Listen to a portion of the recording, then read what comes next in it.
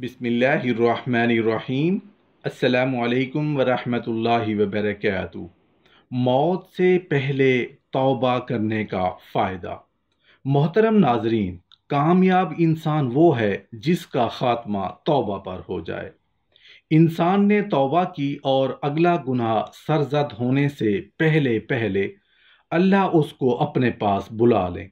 और ये बात भी जहन नशीं फरमा लें कि जो इंसान अल्लाह की तरफ पलटता रहता है, अल्लाह मरने से पहले पहले उसको अपना करीबी बना लेते हैं।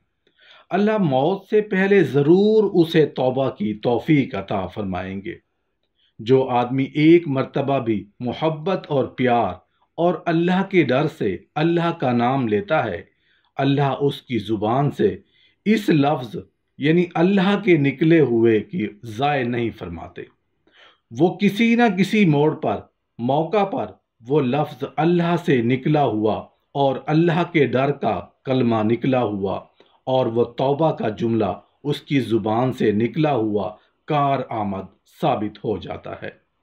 मौलाना रूमी रहमतुल्लाह अलैह ने लिखा है कि दिन में अगर एक आदमी 100 मरतबा भी गुनाह कर लेता है, 100 बार भी दिन को तौबा कर लेता है, तो अल्लाह उसकी एक तौबा को भी ज़ाय नहीं फरमाएंगे। लेकिन हर बार तौबा में अज़म ज़रूर हो कि आइंदा गुनाह नहीं करूँगा। ये तो दिल का मामला है। आदमी दिल से पक्का इरादा करे कि आइंदा इस जुर्म के करीब नहीं जाऊंगा, फिर भी अगर नादानिस्ता तौर पर अगर उससे जुर्म हो गया, तो अल्लाह बड़ा मेहरबान, अल्लाह बख्शने वाला है, गफूरुर रहीम है।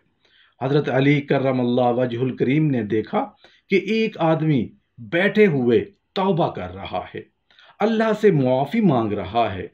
तो हज़रत अली रज़ी अल्लाह अन्हु ने उससे इरशाद फरमाया कि देखो, अगर तुम तौबा कर रहे हो तो चंद चीज़ों का इल्तज़ाम करो, उसकी तौबा पक्की हो जाएगी।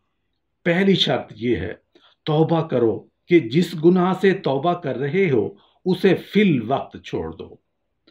दूसरी तौबा, इरशाद फरमाया दिल में पक्का अज़म करो कि दोबारा उस गुनाह की तरफ आप नहीं जाओगे, अल्लाह तेरी दुआ कबूल फरमाएंगे। तीसरी शर्त, इरशाद फरमाया कि ये कर लेना कि जो गुनाह आपसे पीछे हो चुके हैं उन पर निदामत अख्तियार करना, अल्लाह आपकी तौबा को कबूल फरमा लेंगे। चौथी शर्त, ये इरशाद फरमाया कि अपने नफ्स को, जिस्म को जितना फरमानी में थकाया है, उतना अल्लाह की इताअत और अल्लाह की इबादत में उसे थकाओ। पांचवी शर्त, ये इरशाद फरमाया कि जिन मजलिसों में आपने अल्लाह की नाफरमानी की है, जिन जिन दोस्तों के साथ बैठकर आपने अल्लाह की नाफरमानी की है, उनके पास जाकर अल्लाह की हम्द व सना और बड़ाई के तज़किरे ज़रूर करना। छठी शर्त, ये इरशाद फरमाया कि जिस जिस ज़मीन के खित्तों पर आपने गुनाह किए हैं, वहां जाके कुछ ना कुछ नेक काम करके आ जाना। कल क़यामत के दिन जब ज़मीन का ये हिस्सा बोलेगा कि ऐ अल्लाह, इस बंदे ने इस जगह पर तेरी नाफरमानी की थी, तो अगले ही लम्हा दूसरा खित्ता बोलेगा यहां भी उसने नेकी भी की थी। ज़मीन का टुकड़ा बोलेगा कि या अल्लाह, इसने नाफरमानी की थी, और अगले ही लम्हा दूसरा हिस्सा बोल पड़ेगा यहाँ नेक अमल भी किया था। तो वो गुनाह और नेक अमल बराबर हो जाएगा और तेरी मगफिरत हो जाएगी।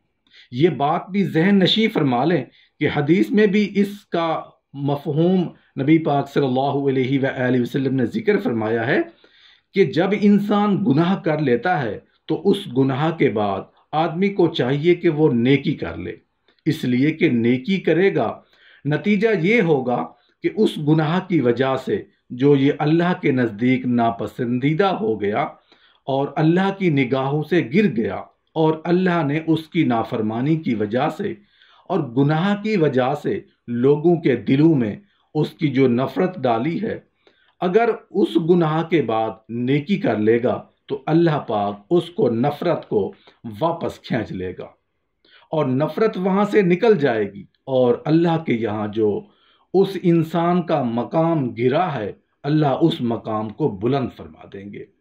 یہ کب ہوتا ہے؟ جب آدمی سے گناہ ہو جائے اور آدمی توبہ اور ساتھ ساتھ نیک عمل بھی کر لے۔